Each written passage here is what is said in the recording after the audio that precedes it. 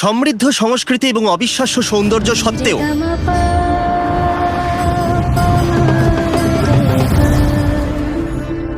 ভারতে প্রায় 40 মিলিয়নেরও বেশি শিশু এইভাবে বাস করে। এবং এই পরিস্থিতি আরো খারাপ হয় যখন তারা কোনো পরিবার ছাড়াই বেড়ে ওঠে। প্রতিটা দেশ দারিদ্রতার সাথে লড়াই করছে, কিন্তু দুর্ভাগ্যবশত ভারতেই বিশ্বের সবথেকে বেশি অনাথ বাস করে, যার অর্থ তাদের মধ্যে অনেকেই অপব্যবহার, অপুষ্টি, বাল্যবিবাহ এবং অপরিকল্পিত গর্ভাবস্থার সম্মুখীন হয়। এই সমস্ত বাধার সম্মুখীন হওয়ার কারণে এদের কাছে শিক্ষার সুযোগ পাওয়া অনেকটাই কঠিন হয়ে পড়ে। এবং আপনাদের কাছ থেকে আমাদের ভারতে আসার জন্য প্রচুর কমেন্ট পাওয়ার পরে আমরা সিদ্ধান্ত নিলাম এবং আমাদের প্রত্যাশার থেকে অনেক বেশি পেলাম। আমরা বলিউডের অন্যতম বড় স্টারের সাথে কোল্যাব করলাম। ড্যারেন এখানে ফ্যাশন ডিজাইনিং করবে এবং আমরা কয়েকজনকে পেলাম যারা সমাজের উন্নতির জন্য কাজ করে যাচ্ছেন। তাই আমরা ডিসাইড করলাম আমরা ইন্ডিয়াতে একটা প্রজেক্ট করব না, বরং দুটো করব। এবং আমরা নিউ দিল্লিতে পৌঁছে ডক্টর মোদির সাথে দেখা করলাম, প্রথম অর্গানাইজেশনের ফাউন্ডার।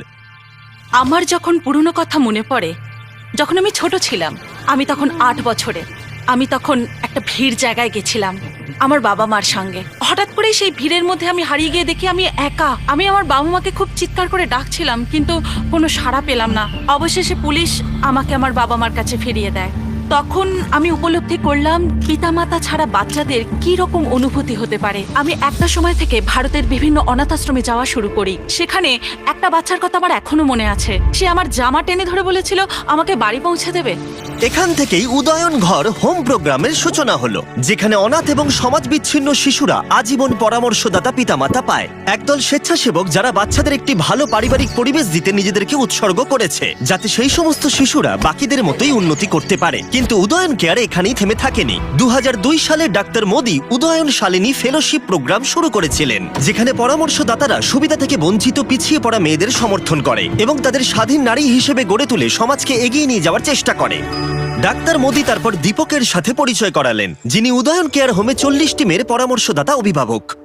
2009 সালে আমি উদয়ন কেয়ারে পার্ট টাইম ভলেন্টিয়ার হিসেবে যোগদান করি এবং তারপর আমি এবং আমার স্ত্রী দুজনেই এখানে কাজ করি এবং বিভিন্ন অনাথ আশ্রমে যাওয়া শুরু করি। এবং যেহেতু আমি 36 বছর বয়সে এটাই সিদ্ধান্ত নিয়েছিলাম যে 52-53 বছর বয়সে আমি সক্রিয় কর্পোরেট জীবন পুরোপুরি ছেড়ে দেব এবং আমার সময়, শক্তি, সম্পদ যা কিছু আছে তা সমাজের ভালোর জন্য ব্যয় করব। এই সংস্থাটি এই অবিশ্বাস্য কাজ করার পরেও তারা এখনো আর্থিকভাবে লড়াই করে চলেছে। দীপক আমাকে আজকে সকালে তার বাড়ির চারপাশটা দেখালো এবং আমি সমস্ত প্রচেষ্টা এবং সমস্ত প্রোগ্রাম দেখতে পেলাম এবং তারা এই মেয়েদের বাইরে যেতে এবং উন্নতি করতে যা কাজ করছে সব দেখলাম। এই মেয়েগুলোর মধ্যে একজন হলো শীতল। আমার জন্ম হয়েছে মুরাদাবাদে। এটা হলো উত্তরপ্রদেশের একটা শহর। আমার বয়স যখন 4 বছর ছিল তখনই আমি উদয়ন কেয়ারে আসি। আমরা 4 বোন আর আমি তার মধ্যে সব থেকে ছোট।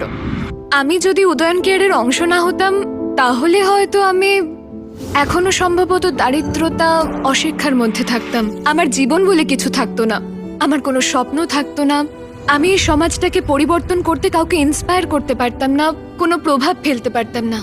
সময়ের সাথে সাথে শীতল তার ক্লাস 12-এর পড়া শেষ করে এবং সেই 3-4 বছর আমি মেয়েদের সাথে ওদের ফিউচার কেরিয়ার নিয়ে আলোচনা করতাম, তারা কিভাবে করতে চায়, কি করতে চায়। যখন আমি ক্লাস 12-এ পড়ি তখন আমি ভবিষ্যতে কি করতে চাই সেটা নিয়ে আমি খুবই দুশ্চিন্তায় ছিলাম। আমার স্বপ্নগুলো অনেক বড় ছিল। আমি সত্যি মানুষের জন্য কিছু করতে চাই, কারণ যে সমাজে আমি বড় হয়েছি সেখানে আমি মানুষের থেকে অনেক কিছু পেয়েছি। তাই আমার আর্টের মাধ্যমে আমি সমাজটাকে পরিবর্তন করতে চাই। শীতল আমাকে বলেছিল যে সে হতে চায় একজন ফ্যাশন ডিজাইনার। ফ্যাশন ডিজাইনার যদি হতেই হয় তবে ভারতের অন্তত সেরা ইনস্টিটিউটে যেতে হবে। তাই অত্যন্ত কঠোর পরিশ্রম করে পড়াশোনা করার পরে শীতল ভারতের অন্যতম টপ ফ্যাশন স্কুলে চান্স পেল, যার নাম হলো মুম্বাইয়ের national institute of fashion technology. আমি মুম্বাই গেছিলাম তার কলেজে তাকে ড্রপ করতে। সেই সময় আমার মনে হয়েছিল এটা অন্যরকম কিছু।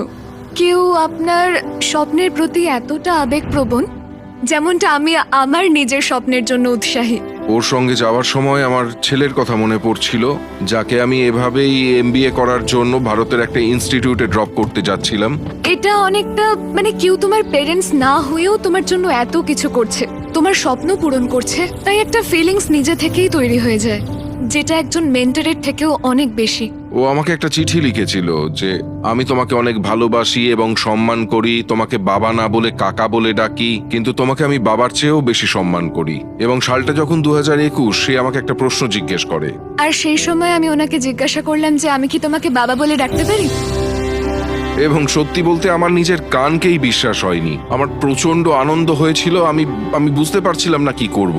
মনে হচ্ছিল যেন স্বপ্নের জগতে আছি। মানে বলা যেতে পারে এটা আমার জীবনের সব থেকে আনন্দের মুহূর্ত।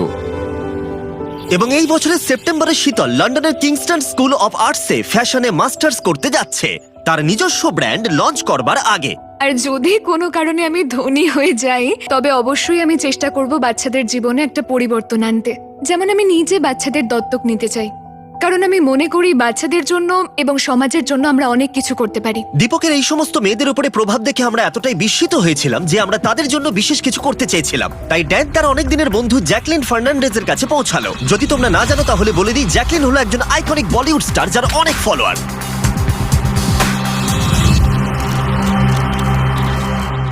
আজ আমি দিল্লিতে এসেছি এখানকার দিল্লি নয়ডার উদয়ন কেয়ার প্রোগ্রাম এবং সেখানকার মেয়েদের সাথে দেখা করতে। এটা একটা অসাধারণ অর্গানাইজেশন। এটা দেখে খুব ভালো লাগলো যে ওরা এত কিছু অ্যাচিভ করেছে। জ্যাকলিন সত্যিই তাদেরকে চমকে দিয়েছিল, কিন্তু আরেকজনকে সারপ্রাইজ দেওয়া বাকি ছিল। শীতল হলের থেকে অনেক দূরে একটা রুমেতে বসেছিল, যেখানে আমরা তার ইন্টারভিউ নিচ্ছিলাম, এবং সেটা জানতো না যে জ্যাকলিন এখানে এসেছে। তাই ড্যান এবং জ্যাকলিন শীতলকে চমকে দেবার একটা প্ল্যান করলো। আমি ভেতরে যাব আর ক্যামেরার পেছনে দাঁড়িয়ে ওকে প্রশ্নগুলো জিজ্ঞেস করব, আর তুমি এসে ওকে চমকে দিও। আমি এখন পিছনে দাঁড়িয়ে আছি শীতলকে সারপ্রাইজ দেব বলে। এটা একটা দারুণ মুভমেন্ট হতে চলেছে। আমি এখন খুবই এক্সাইটেড। তুমি কি এর আগে কখনো কোনো সেলিব্রিটির জন্য ড্রেস ডিজাইন করেছো? না না না, আমি তো এই সবে কলেজ থেকে পাস আউট হয়েছি, তেমন কিছু করা হয়নি। হাই, হ্যালো, আপনার সাথে দেখা করে খুব ভালো হ্যালো লাগলো। শীতল। Hi. শীতল এমন একজন মেয়ে যে প্রতিকূলতার বিরুদ্ধে হার মানেনি, এবং যে বলিউডের অন্যতম বড় স্টারের ড্রেস ডিজাইন করতে চলেছে, যার নাম জ্যাকলিন ফার্নান্ডেজ। ওর সাথে দেখা করে আমি খুবই অবাক হয়ে গিয়েছিলাম। মানে সে একজন তরুণী হিসেবে কতটা আত্মবিশ্বাসী ছিল। ও খুবই ট্যালেন্টেড।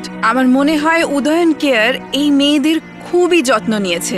মানে ওরা যেভাবে ওদের বড় করেছে। এই ড্রেস তৈরি করতে 3 মাস সময় লাগবে, তাই জ্যাকলিন চলে যাবার পরে ড্যানের জন্য কিছু করবার কথা ভাবলো। ড্যারেনের সাথে দেখা হওয়ার পর থেকে ও বলেছে ও আমাকে একটা রেড ড্রেস বানিয়ে দেবে। তার কারণটা কি সেটা আমি নিজেও জানি না। আসলে আজ ওর জন্মদিন, আর জন্মদিনের উপহার হিসেবে আজ ওটা তৈরি করতে যাচ্ছি। ও, হ্যাঁ। কিন্তু আমি যেটাই বানাই না কেন তোমাকে পড়তে হবে, এটাই ডিল।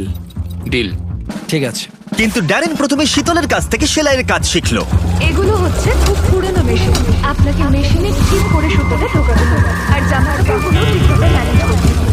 এগুলো অনেক পুরনো মেশিন, যেগুলো আমার মনে হয় না যে ও সেটা খুব ভালো করে বুঝতে পারলো। এইভাবে ও, আমরা আচ্ছা। হাত রেখে এটাকে স্টিচ করি। আর এটা আমি এটা জানি, কিন্তু আমি আসলে তোমার পরীক্ষা নেওয়ার জন্য এটা করলাম। তাই শীতলের সাহায্য সত্ত্বেও ড্যারেনের কনফিডেন্স খুব বেশি ছিল না।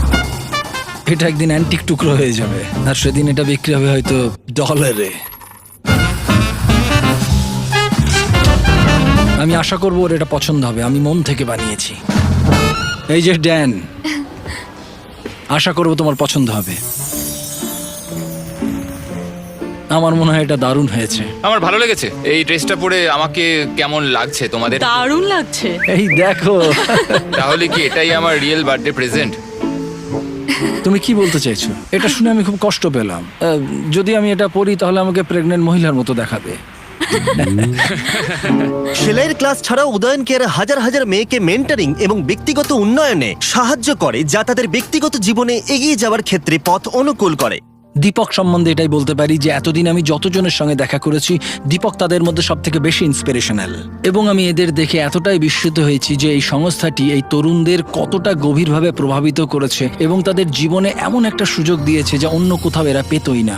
কিন্তু যেহেতু দীপক এতগুলো মেয়ের যত্ন নেন, তাই প্রয়োজনীয় অর্থ জোগাড় করার জন্য তাকে ক্রমাগত কঠিন লড়াই করে যেতে হয়। দীপক এমন একজন সহৃদয় এবং উদার মনের মানুষ, যিনি এখানের সমস্ত মেয়েদের খুবই যত্ন নেন এবং তাদের আরো উন্নতির পথে নিয়ে যাওয়ার চেষ্টা করে চলেছে। তাই আমরা চেয়েছিলাম দীপক যেন তার প্রয়োজনীয় রিসোর্স পায়, যাতে সে আগামী বছরগুলোতে আরো বেশি মেয়েকে সাহায্য করতে পারে। আমরা আপনাকে যতটা সম্ভব সাহায্য করতে চাই। আমরা আপনাকে আগামী 1 বছরের জন্য এই বাড়ির সমস্ত ভাড়া দিতে চাই এবং আরো 280টি স্কলারশিপের অর্থ প্রদান করতে চাই। ও মাই গড, এটা আমার কাছে একটা স্বপ্নের মতো। অনেক অনেক ধন্যবাদ আপনাদের সবাইকে। কোনো ব্যাপার নয়। এই স্কলারশিপের সাহায্যে 280 জন মেয়ে সুযোগ পেতে চলেছে পরামর্শ পাবার, শিক্ষা পাবার এবং স্কিলগুলোকে আরো ভালো করে শেখার, যা তাদের জীবনকে আরো বেশি উন্নতির পথে এগিয়ে নিয়ে যাবে। এবং এছাড়াও আমরা আপনাকে আইটির সমস্ত সরঞ্জাম দিতে চাই। আমরা শুধু এই সংস্থার দ্বারাই নয়, ভারতের জনগণের দ্বারা এতটাই অনুপ্রাণিত হয়েছি যে আমরা ইতিমধ্যেই এখানে আরো অনেক কিছু করার দিকে নজর দিতে এটা চাই। দারুণ, এটা অসাধারণ একটা পরিকল্পনা। এটাই সমাজের অনেক উপকার হবে। আমি বলতে চাইছি, আমি এই সমাজের জন্য কি কি করতে পারি একজন ইন্ডিভিজুয়াল হয়ে। আর আমরা প্রত্যেকে যদি এইভাবে ভাবি, তাহলে এই পৃথিবীটা বসবাসের যোগ্য হবে। আমার এটাই মনে হয়। 3 মাস সময় ধরে ড্রেস ডিজাইন করার পরে শীতল অবশেষে জ্যাকলিনকে ড্রেসটা দেখানোর জন্য রেডি করে ফেললো। তাই দীপকের সাথে আমরা তাকে নিউ দিল্লি থেকে মুম্বাই নিয়ে গেলাম। 3 মাস কঠোর পরিশ্রম করার পরে শীতল অবশেষে সফল হয়েছে, কিন্তু সে জানতো না জ্যাকলিনের রিয়াকশন কি হবে। কিন্তু অবশেষে সেই সময় চলে এলো।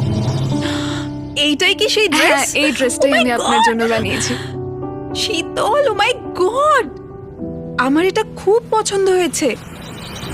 Ta-da! এটা খুবই ভালো হয়েছে। এটা পরে আমার খুবই ভালো লাগছে। এটা পরার পর থেকে আমি সত্যি খুব পাওয়ারফুল ফিল অনেক করছি। অনেক ধন্যবাদ। তুমি এত ইয়াং আর এই পেশায় নতুন হয়েও এত ভালো কাজ করেছো। আমি খুবই অবাক হয়েছি তোমার গুণ আর এত দক্ষতা দেখে। এই ড্রেসটার পিছনে ইন্সপিরেশন ছিল লেজেন্ডারি ডিজাইনার আলেকজান্ডার ম্যাকুইনের, আর আমি ওনার কাজ দেখে খুবই ইন্সপায়ার হই। এটা হলো একটা আর্মারের মতো, যা পরে মহিলারা ক্ষমতা এবং সুরক্ষা প্রদর্শন করতে পারেন। আমি আপনাদের বলে বোঝাতে পারবো না আমি ওর জন্য কতটা গর্ববোধ করি। ও এতটা সফল হয়েছে। প্রিয় বাবা, আমার বন্ধু, এমন একটা সময় এসেছিল যখন আমি নিজেকে ভরসা করতে পারছিলাম না, আমি হেরে গেছিলাম। কিন্তু তুমি সব সময় আমার পাশে ছিলে আর কখনো আশা হারাওনি। তুমি এটা বিশ্বাস করতে যে আমি যা চাই সব অ্যাচিভ করতে পারবো। এত ভালো বাবা হওয়ার জন্য থ্যাংক ইউ সো মাচ। আশা করি তোমায় একদিন গর্বিত করব এবং তোমার স্বপ্ন পূরণ করব। তোমার মনের কথা শোনো এবং তোমার উদ্দেশ্য ঠিক রাখো, কারণ আমাদের মতো বাচ্চাদের এই পৃথিবীতে তোমার মতো আরো লোকের প্রয়োজন। তোমার আদরের মেয়ে শীতল পাল উদয়ন। আমার কাছে তোমার জন্য একটা দারুণ নিউজ আছে শীতল। এই ড্রেসটা যেটা তুমি ডিজাইন করেছো আমি পরেছি, এটা অকশনে যেতে চলেছে। বিস্ট ফিলান্থ্রপি ওয়েবসাইটে, এবং অকশন থেকে প্রাপ্ত পুরো অর্থটাই যাবে উদয়ন কেয়ারে। এবং আমি জ্যাকলিন ফার্নান্ডেসকে অনেক ধন্যবাদ জানাতে চাই এবং তার ফিলান্থ্রপিক অর্গানাইজেশন ইয়োলোকে। তারা এভাবেই কাজ করে সমাজকে এগিয়ে নিয়ে যাক। এখনো অবধি আমরা 19টির বেশি এনজিওর সাথে কাজ করেছি এবং তাদের সাহায্য করেছি। ইয়োলো এবং জ্যাকলিন সম্পর্কে আরো বেশি জানতে ডেসক্রিপশনের লিংকে ক্লিক করুন। এবং বিশেষ ধন্যবাদ জানাই শিবম আগরওয়ালকে। তিনি না থাকলে এই প্রজেক্টের অনেক কিছুই সম্ভব হতো না। আরেকটা কথা, আমি একটা হিউজ শাউট আউট আর থ্যাংক ইউ জানাতে চাই ইন্ডিয়ার লোকেদের। ওরা ড্যান এবং ড্যারেনকে খুব সাহায্য করেছে। ড্যান এবং ড্যারেন ওখানে ডান্স শিখেছে, শাহরুখ খানের বলিউড সিনেমার ডায়লগ প্র্যাকটিস করেছে সবার সামনে, এবং আরো অনেক কিছু মজা করেছে। এর বিহাইন্ড দ্য সিন দেখার জন্য এক্ষুনি যান ইন্ডিয়া টুডে গেমিং আর আজ তাক। নিচে ডেসক্রিপশনে লিংক দেওয়া রইল। এবং প্রতিবারের মতোই শেষ অবধি দেখার জন্য ধন্যবাদ। আপনারা শেষ অবধি দেখছেন বলেই আমরা এই ধরনের প্রজেক্টকে এগিয়ে নিয়ে যেতে পারি এবং গোটা বিশ্বকে পরিবর্তন করার চেষ্টা করি। এটা প্রথম ভিডিও ছিল ইন্ডিয়াকে নিয়ে, আমরা 2টো ভিডিও করব, তাই পরেরটা মিস করতে না চাইলে সাবস্ক্রাইব করে দিন।